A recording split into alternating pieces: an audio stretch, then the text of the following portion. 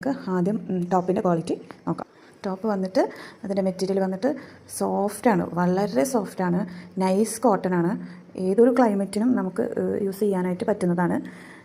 പക്ഷേ ഇത് nice cotton ആണെന്ന് വിചാരിച്ചിട്ട് പെട്ടെന്ന് ഡള്ളാവുകയോ അല്ലെങ്കിൽ നമുക്ക് കംപ്ലയിൻറ്റ്സ് വരികയോ പ്രിൻ്റ് മങ്ങുകയോ ഒന്നും സംഭവിക്കാറില്ല.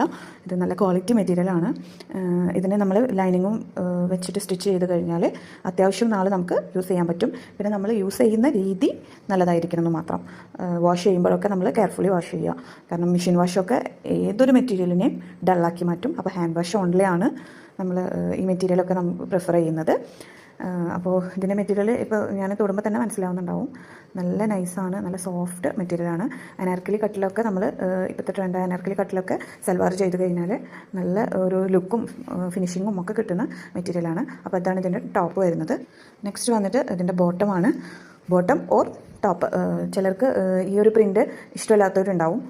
മീൻസ് ടോപ്പായിട്ട് ചെയ്യാണെങ്കിൽ ഈ ഒരു വലിയ പ്രിൻ്റ് താല്പര്യമില്ലാത്തവരുണ്ടാവും. അവർക്ക് ഇത് ടോപ്പായിട്ടും നമുക്ക് ചെയ്യാൻ പറ്റും, ബോട്ടമായിട്ടും ചെയ്യാൻ പറ്റും.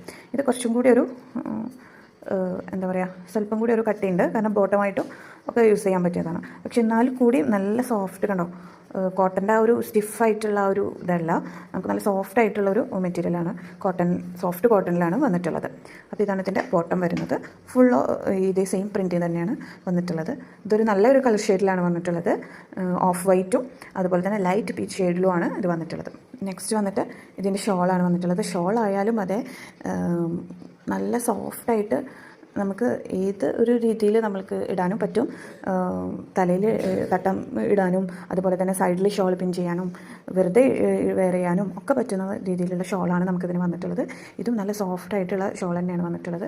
കംഫർട്ടായിട്ട് നമുക്ക് വെയർ ചെയ്യാം. ഇത് കാഷ്വൽ വെയർ ആയിട്ടും ഇതൊരു പാർട്ടി വെയർ ലുക്കും ഉണ്ട്. നമുക്ക് നല്ല അനാർക്കലി മോഡലൊക്കെ സ്റ്റിച്ച് ചെയ്ത് കഴിഞ്ഞാൽ, ഡിസൈൻ ചെയ്ത് കഴിഞ്ഞാൽ നമുക്കതൊരു പാർട്ടി വെയർ ആയിട്ടും ജസ്റ്റ് നമുക്ക് വെയർ ചെയ്യാവുന്നതാണ്. ഒരു സ്റ്റാൻഡേർഡ് ലുക്ക് പ്രിൻറ്റിംഗ് ആണ് ഇതിൻ്റെ ഇത് വന്നിട്ടുള്ളത്.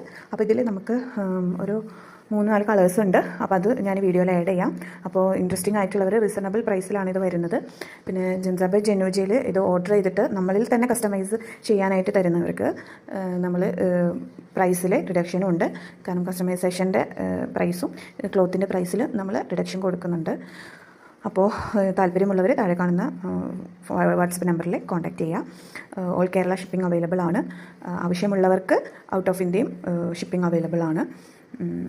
അപ്പോൾ വീണ്ടും ഇതുപോലൊക്കെ മെറ്റീരിയൽസിൻ്റെയും അതുപോലെ ഡിസൈനിങ്ങിൻ്റെയും ക്രാഫ്റ്റിൻ്റെയും ഒക്കെ വീഡിയോസുമായിട്ട് കാണാം.